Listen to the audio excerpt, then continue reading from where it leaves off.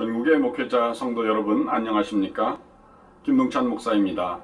이제 9번째 방언 논쟁을 시작하려고 합니다. 저는 그동안 교회사 속에 나타난 여러 방언 사례들을 말씀드렸습니다. 지금까지 역사적 사실들을 통해 얻어진 결론은 방언이 초대교회 시절 그치지 않고 현대에 이르기까지 계속해서 일어나고 있다는 것입니다.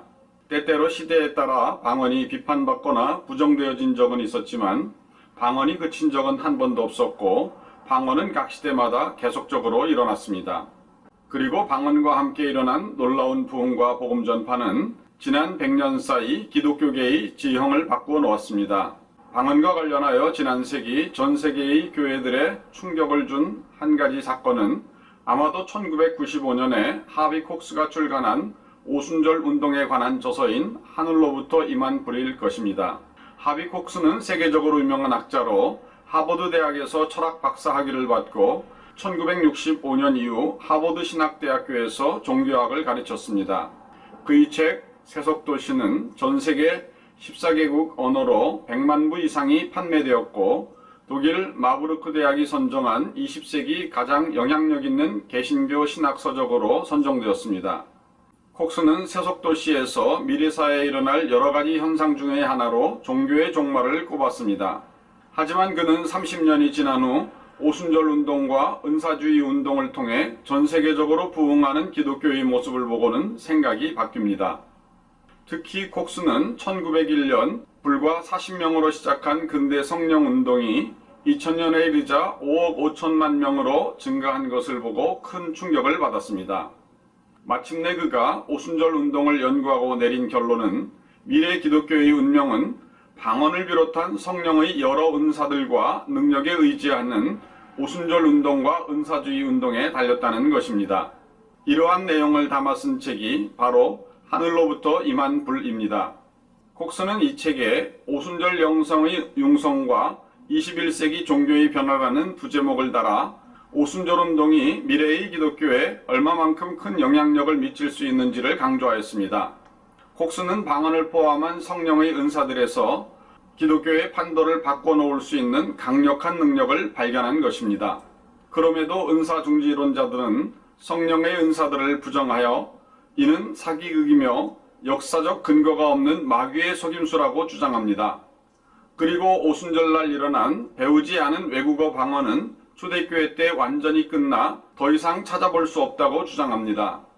하지만 앞서 교회사를 통해 살펴보았듯이 배우지 않은 외국어 방언의 기적이 역사 속에 수없이 기록되었지 않습니까?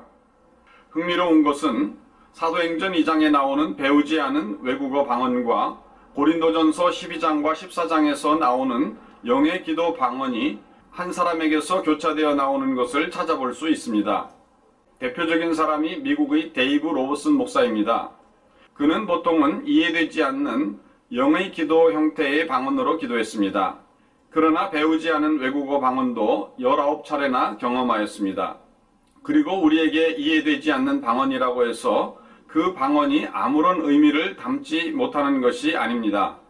어떤 분은 영어로 기도한다는 방언은 가짜이며 개구리처럼 왈왈거린다고 개구리 방언이라고 비웃기도 합니다. 그러나 그것은 큰 잘못이며 성령님을 근심시키는 성령 모독에 해당되는 죄인 것을 알아야 합니다. 이러한 이해되지 않는 영의 언어인 방언을 경험한 문봉주 집사의 사례를 살펴봅시다. 이분은 현재는 목사가 되어 일본 온누리교회에서 목회하고 있습니다. 그런데 방언을 경험한 당시에는 집사이었기에 여기서는 그렇게 호칭하겠습니다. 문봉주 씨는 서울대 외교학과를 나와서 동북아 1과장, 중국 공사, 아태국장, 뉴질랜드 대사, 주미공사, 본부대사직을 맡았던 분으로 지성인이며 또한 공인이었습니다. 이분은 자신의 방언 경험을 책의 기록으로 남겼는데 그 내용은 이해되지 않는 영적 발성 형태의 방언이라도 그 안에 분명한 의미와 메시지를 담고 있다는 것을 보여줍니다. 문봉주 집사는 자신의 저서 아침형 인간을 넘어서는 새벽형 크리스찬을 통해 말하기를 자신은 방언 기도나 예언 은사를 굉장히 싫어하던 사람 중에 하나였는데 지식인이 점잖지 못하게 따따붙다 한다는 것 자체가 마음에 안 들었다고 합니다. 그러나 신앙의 침체에 빠지자 아내의 소개로 성령 은사자를 자신의 일터인 뉴질랜드 대사관으로 불렀습니다. 그리고 이때 만난 박경림 지사와 함께 기도를 시작하자 갑자기 혀가 움직이며 방언이 터졌습니다. 그런데 놀라운 것은 함께 기도하는 중간중간 박경림 집사가 기도를 멈추고 자신의 방언 기도를 통역하며 자신이 이때까지 살아왔던 날들에 대한 기록을 말해 주었기 때문입니다. 단지 인생의 큰 사건들만 몇 개 나열하는 것이 아니라 아주 세밀하게 자기 존재의 모든 기록들이 몽땅 쏟아져 나오는 것을 경험하였습니다. 마치 자신의 삶을 통째로 고스란히 저장해 놓았다가 다시 되감아 보여주고 있는 듯한 느낌을 받았다고 했습니다. 그는 몇 시간의 기도가 마치고 어떻게 자신의 일대기를 다 아는가를 물었습니다. 그러자 방언을 통해 성령께서 다 말씀해 주셨기 때문에 알 수 있었다고 말합니다. 이러한 문봉주 집사의 방언 체험은 그의 신앙생활에 엄청난 변화를 가져왔습니다. 그는 뉴질랜드 대사로 재직하던 중 신앙의 슬럼프에 빠졌었지만 방언을 통하여 하나님의 임재를 경험합니다.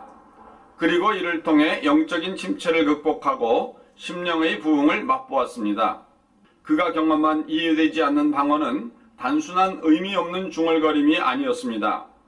그의 방언은 자신이 말하고도 스스로는 그 뜻을 이해할 수가 없었던 영적 발성의 형태였지만 그 안에는 확실하고 분명한 메시지가 담겨져 있었습니다. 그리고 이것이 통역의 은사를 가진 다른 성도를 통하여 분명히 증명되었습니다. 방언을 한 문봉주 집사와 방언 통역을 한 박경림 집사는 처음 만났기에 서로를 전혀 알지 못하는 초면의 사이였습니다. 그렇기 때문에 박경림 집사는 문봉주 집사의 세세한 과거사 일들을 도무지 알 수가 없었습니다. 하지만 방언을 하면서 그 모든 것이 드러났습니다. 이것을 보면 방언과 그 통역이 분명한 영적 현상인 것을 알 수가 있습니다. 누구라도 알 수 없는 한 사람의 세세한 과거사가 초면의 타인이 행한 방언 통역을 통해 소상히 드러났기 때문입니다. 성경에는 이것이 분명히 기록되어 있습니다. 우리가 영어로 기도하면 들어도 이해할 수가 없습니다. 고린도전서 14장 2절 방언을 말하는 자는 사람에게 하지 아니하고 하나님께 하나니 이는 알아듣는 자가 없고 영으로 비밀을 말함이라. 그러나 우리가 통역의 인사를 받으면 이것을 이해하고 하나님께 영광을 돌립니다. 고린도전서 14장 13절에는 그러므로 방언을 말하는 자는 통역하기를 기도할지니라고 하였습니다. 은사종기론자들은 이 사례가 영적인 것은 인정할 수 있으나 귀신도 그렇게 할 수 있으니 이때 일어난 영적 현상인 방언이나 그 통역도 사단의 역사라고 주장할 수 있습니다. 하지만 문봉주 집사는 방언을 통하여 하나님의 임재를 경험한 후 영적 침체를 극복하였고 개인적인 부흥을 맛보았습니다. 이후 이분의 신앙의 여정을 살펴보면 믿음이 뜨겁게 불타올라 성경 공부 모임을 만들어 활발히 복음을 전하였습니다. 그리고 공직 은퇴 후에는 목회자가 되어 일본 온누리교회의 담임 목사로 섬기게 되었습니다.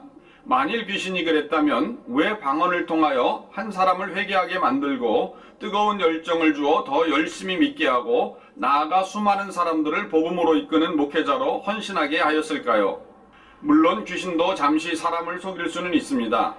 그래서 성경은 요한일서 4장 1절에 사랑하는 자들아 영을 다 믿지 말고 오직 영들이 하나님께 속하였나 분별하라 하였습니다.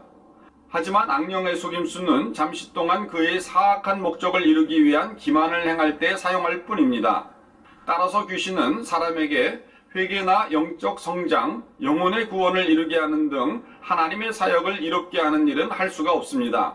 그것은 귀신의 본성에 위배되는 일이기 때문입니다. 예수님께서는 이렇게 말씀하셨습니다. 마태복음 7장 16절 너희는 그들의 열매로 그들을 알게 될 것이다. 가시나무에서 어떻게 포도를 거두며 엉겅퀴에서 어떻게 무화과를 거두겠느냐. 그러므로 이러한 것을 통해 볼 때 문봉주 집사의 방언은 분명히 하나님으로부터 온 것임을 그 맺힌 열매들이 증명하고 있습니다. 이러한 이해되지 않는 방언의 사례는 외국에서도 발견됩니다. 미국 오클라호마주 털사시에서 은사사역을 해온 케네스 에긴 목사는 전 세계적으로도 널리 알려진 은사사역자입니다. 그는 이해되지 않는 방언에도 하나님의 메시지가 담겨 있다는 것을 우리에게 분명히 보여주고 있습니다. 이 사례는 그가 설립한 레마 성서학교의 교과서에 수록되어 있습니다. 핵인 목사는 1960년 2월 미국 텍사스주 뷰몬트에서 부흥 집회를 마친 후 다음 집회가 예정되어 있는 텍사스주 파사디나로 이동하였습니다. 그리고 구딘 목사가 목회하는 제1하나님의 성서교회에서 집회를 하였습니다. 그러던 어느 날 밤 핵인 목사가 앞서 인도한 뷰몬트 부흥 집회에 참석하였던 한 부부가 파사디나 집회로 찾아왔습니다. 그중 부인은 뷰몬트에서 열린 집회에 매 시간마다 참석하였으나 남편은 단 한 번도 참석하지 않았습니다. 그 남편은 신앙생활에 갈등을 느끼고 고민하고 있었습니다. 그래서 부인은 앞서 열린 뷰몬트 집회 기간 중 자기 남편이 겪고 있는 문제들을 핵인 목사에게 말해주며 그를 위해서 기도해달라고 요청하였습니다. 바로 그 부부가 파사디나의 집회에까지 찾아왔습니다. 그때 주님께서는 그 부부를 강단 앞으로 불러내라고 말씀하셨습니다. 핵인 목사는 하나님께서 자신을 통해 그 부부에게 무슨 말씀을 하시려나 보다 하고 생각하였습니다. 그런데 하나님께서는 핵인 목사 대신 구딘 목사 부부가 이 부부에게 말하게 하라고 말씀하셨습니다. 구딘 목사는 이 부부에 대해 전혀 몰랐고 이 부부 또한 구딘 목사에 대해서는 아무것도 모르는 상태였습니다. 그러나 부인 구딘 사모가 방언으로 말하기 시작하자 남편 구딘 목사가 이것을 통역하였습니다. 이렇게 몇 번을 반복하자 구딘 부부는 핵인 목사가 아무런 말도 해주지 않았음에도 불구하고 이 부부가 어떤 상황에 처해 있는지를 확실히 알게 되었습니다. 그것은 분명히 초자연적인 하나님의 능력이었습니다. 구딘 목사 부부는 방언과 통역의 은사를 통하여 자신들 앞에 서 있는 그 남편의 문제가 무엇인가를 정확히 알아내었습니다. 이것은 영의 방언과 방언 통역의 관계를 잘 보여주는 좋은 예입니다. 성경에 기록되었듯이 영적인 언어 형태로 나타나는 방언은 우리가 들어도 이해할 수가 없습니다. 그래서 사도 바울은 고린도전서 14장 2절에 방언을 말하는 자는 사람에게 하지 아니하고 하나님께 하나니 이는 알아듣는 자가 없고 영으로 비밀을 말함이라고 말하며 방언을 하되 통역하는 자가 없으면 고린도전서 14장 28절 만일 통역하는 자가 없으면 교회에서는 잠잠하고 자기와 하나님께 말할 것이요라고 했습니다. 하지만 방언을 우리가 이해할 수 없다고 해서 아무런 의미도 없는 중얼거림은 아닙니다. 방언은 영의 언어이기 때문에 우리가 들어도 이해할 수 없는 것뿐입니다. 문봉주 집사나 핵인 목사가 경험한 방언을 보면 비록 방언이 이해되지 않더라도 분명하고 확실한 영적 메시지를 담고 있는 것을 통역을 통해 알 수가 있습니다.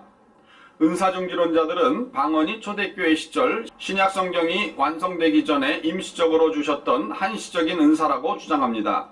하지만 성경은 한 번도 방언을 포함한 여타의 성령 은사들이 예수님께서 재림하시기 전 그칠 것이라고 한 적이 없으며 교회의 역사도 방언과 성령의 은사들이 중단된 적이 없음을 보여주며 지금도 나타나는 외국어 방언과 영의 방언은 둘 다 성령에 의해 주도되고 있음이 그 통역과 열매를 통해 분명히 입증되고 있습니다. 이제 사랑하는 목사님들과 성도들은 은사중지론자들의 잘못된 주장에 당황하지 마시고 담대히 성령의 은사들을 사모하고 활용하여 능력 있는 신앙생활에 힘쓰시기를 간곡히 부탁드립니다. 감사합니다.